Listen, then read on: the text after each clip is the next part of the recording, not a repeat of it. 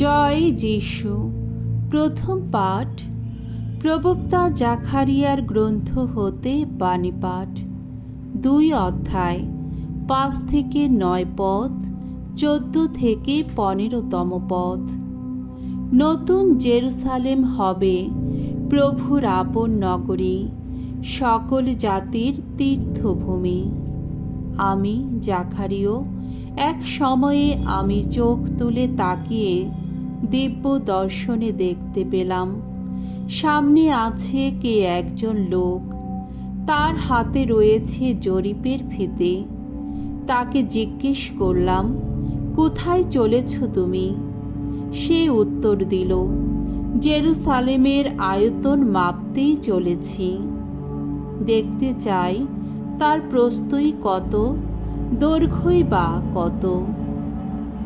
যে স্বর্গদূত আমার সঙ্গে কথা বলছিলেন তিনি তখন এগিয়ে এলেন। এই সময়ে অন্য একজন স্বর্গদূত তার সঙ্গে দেখা করতে এগিয়ে এলেন। সেই প্রথম স্বর্গদূত একে বললেন, যাও, দৌড়ে গিয়ে ওই যুবকটিকে বলো, জেরুসালেম যেন প্রাকারবিহীন অবস্থাতেই থাকবে, কেননা সেখানে মানুষ আর গবাদি পশুর সংখ্যা একদিন বিপুল হয়ে উঠবে, আর আমি নিজেই তো হব তার চারদিকে অগ্নিময় প্রাকারের মতো। একথা শোনাচ্ছেন স্বয়ং ভগবান। তার মাঝখানে অধিষ্ঠিত থেকে আমি তার মহিমায় হয়ে থাকব। ওগো সিয়নের কন্যা, এখন আনন্দে চিৎকার করে ওঠো, উল্লাস করো তুমি, কেননা এই তো আসছি আমি। এখন থেকে তোমার মাঝখানেই অধিষ্ঠিত থাকব আমি। এ কথা শোনাচ্ছেন স্বয়ং ভগবান। তখন বহু জাতির মানুষেরা ভগবানের অনুগামী হয়ে উঠবে। তারা সবাই মিলে হয়ে উঠবে তার আপন জাতি, আর তিনি তো তখন তোমার মাঝখানেই অধিষ্ঠিত থাকবেন। প্রভুর বাণী। ঈশ্বরকে ধন্যবাদ। শাম সঙ্গীত প্রবক্তা জেরেমিয়ার গীতিকা, 31 অধ্যায় 10 থেকে 13 পদ। ধুয়ো।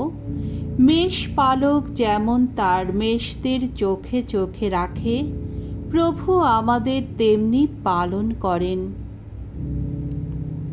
শোনো যত জাতির মানুষ, শোনো তোমরা ভগবানের বাণী। সাগরকূলের সুদূর যত দেশে তা ঘোষণা করো তোমরা। ইসরায়েলের মানুষদের যিনি বিক্ষিপ্ত করেছেন, তিনি তাদের আবার জড়ো করে আনবেন, যত্নেই রাখবেন তাদের। মেষ পালক তার মেষগুলিকে যেমন যত্ন করে রাখে, ভগবান তো মিটিয়ে দিয়েছেন যাকবের মুক্তিপণ। তার চেয়ে শক্তিশালীর হাত থেকে তাকে বিমুক্ত করেছেন। তারা সিয়নের উচ্চভূমিতে এসে জাগাবে আনন্দধ্বনি। ভগবানের আশীষ পাবার জন্যে ভিড় করে আসতে থাকবে তারা। কুমারী কন্যারা তখন নাচে নাচে হবে পুলকিত, আর সেই সঙ্গে যত যুবা ও বৃদ্ধ। তাদের দুঃখ সুখ আনন্দেই পরিণত হবে সেদিন। দুঃখের পর আমি তাদের সান্ত্বনা দেব, সুখ শান্তি দেব। বাণী বন্দনা। জয় জয় প্রভুর জয়। মুক্তিদাতা খ্রিস্ট মৃত্যুর শক্তিকে করেছেন নির্মূল।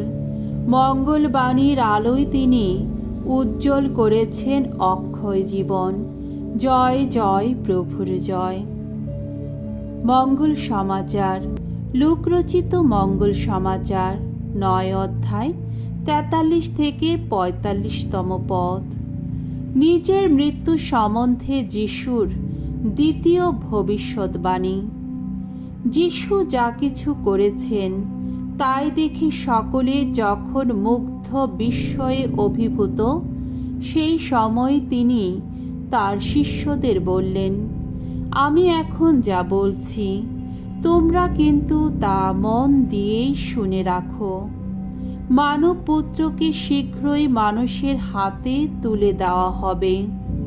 শিষ্যেরা কিন্তু যিশুর এই উক্তির অর্থ বুঝতে পারলেন না।